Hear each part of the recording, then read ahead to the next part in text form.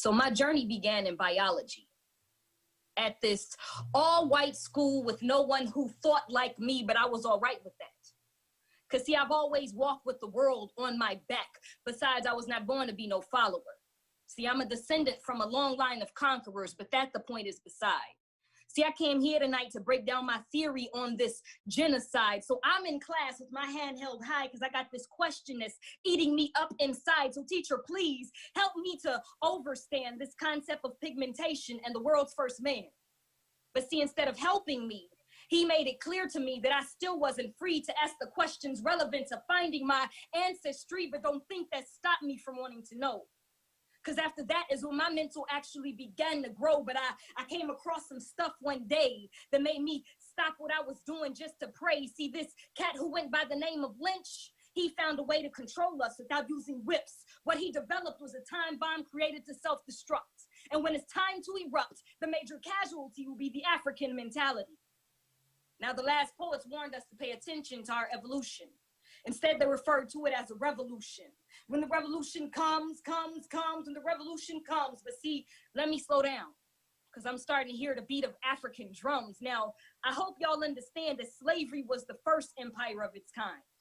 Here, I can bring everybody up into our time. Just like slavery, we making all these cats rich. And none of our communities are seeing profits from the Tommies, the Calvins, the Guests, and Old Navies. It's funny that they can't sell a cell phone without the help of Jay-Z. But let me ask you all a question. Maybe it'll help free us from this oppression. Have you ever heard of Kankakee? Better yet, take a journey down your local Court Street, MLK. Pay attention to where we shop. And you will unconsciously witness how fast the dollar leaves our block. We being sold all these bogus products, and unintentionally we helping to construct another empire because we are slaves to fashion. But quick to see somebody whack and start bashing what they rocking because they ain't copping that real shit. When the reality is, we in the middle of a conflict with self because we are so self-conscious. But look, I can bring it back. I can bring it back and tell y'all why.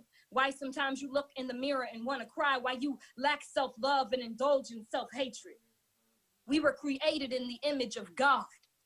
And we're almost so perfect that somebody got scared and convinced us that we were odd. Now, Africans in America are a unique race. We evolve and live at our own pace. Never have we fit into American society, not to mention the overwhelming amount of variety. See, we come in all shapes, sizes, and colors. Hell, why y'all think everybody else want us as their lovers? People tan for weeks just to look like we. They get lip jobs, nose jobs, butt jobs, blow jobs, NAACP jobs. It sucks that we still can't get jobs. We had a president that feared us. His father wanted to send us back to Africa by bus. We were told that we were inferior in order for another race to feel superior. But if we are such this ugly race of people, then why do so many people view us as lethal?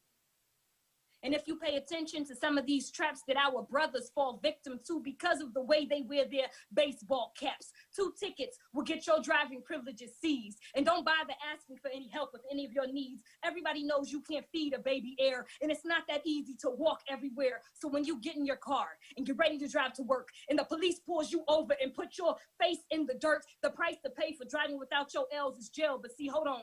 Here's where you really into hell. It's supposed to be a violation because that little conviction if you vote. So we get stuck with people like President Bush, whose actions and name are synonymous with the word puss. And because of Bush and Dick and Colin and their ironic names, a lot of people got caught up into playing games. So don't think you go get a decent job with people like this in office, because now you forced into a hustle to get out of this sorry situation. We find ourselves locked in this nation where we all racing for a better tomorrow. A place of better days where our children can grow. A place where it's okay to be a kid.